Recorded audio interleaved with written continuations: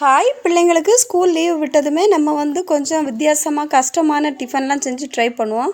அந்த மாதிரி தான் நான் இன்றைக்கி வந்து பரோட்டா செஞ்சேன் பார்த்துக்கோங்க. பரோட்டா ஸ்கூல் டைமெல்லாம் செஞ்சால் நமக்கு டைம் இருக்காது. நம்ம 1/4 கிலோ மைதா மாவு எடுத்து உப்பு எண்ணெய் சேர்த்து நல்லா சாஃப்டாக விரகி வச்சுக்கணும். ஒரு 2 ஹவர்ஸ் முன்னாடி விரகி வச்சாலும் போதும். நல்லா சாஃப்டாக விரகி வச்சுடணும். அதுக்கப்புறவு நம்ம ஒரு குருமா பார்த்துக்கலாம். குருமா வந்து என்ன பண்ணேன்னா க்ரீன் பீன்ஸ் குருமா தான்.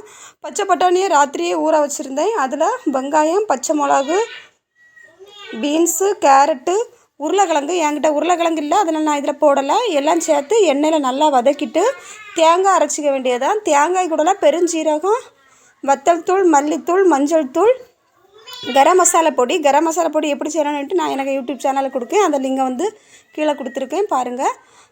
எல்லாம் சேர்த்து நல்லா அரைச்சிக்கணும். என்கிட்ட தேங்காய்க்கு கூடலாம் பெருஞ்சீரகத்துக்கு இல்லை பார்த்துக்கோங்க. நான் சின்ன ஜீரகம் தான் சேர்த்து அரைச்சிருக்கேன். ஒரு அரி வெள்ளைக்கூடு, இஞ்சி இவ்வளோ போட்டு நல்லா அரைச்சி அந்த பேஸ்ட்டு தூக்கி ஊற்றி ஒரு 3-4 விசில் போட்டால் போதும், குருமா ரெடி ஆயிரும். அப்புறம் சப்பாத்தி இந்த பரோட்டாவுக்கு என்ன பண்ணணுன்னா, பரோட்டா மாவை எடுத்து நம்ம ஒரு பாத்திரத்தில் எண்ணெய் தடவிட்டு பரோட்டா மாவை நல்லா நைஸாக விரித்து வச்சுக்கணும் இந்த மாதிரி.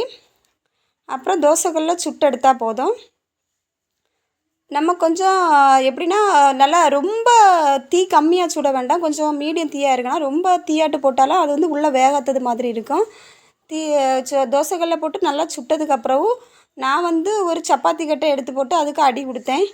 ஏன்னா அதை வந்து நம்ம நல்லா இதாக்கணும்ல, சாஃப்ட் ஆக்கணும். அப்படியே வச்சா சாப்பிட முடியாதுல்ல. அதனால் வந்து சப்பாத்தி கட்டை எடுத்து 4-5 அடி கொடுத்து அப்படியே ஹாட் பாக்ஸில் போட்டு வச்சுருந்தா அப்படியே இருக்கும். டேஸ்ட் நல்லா இருக்கும் பார்த்துக்கோங்க.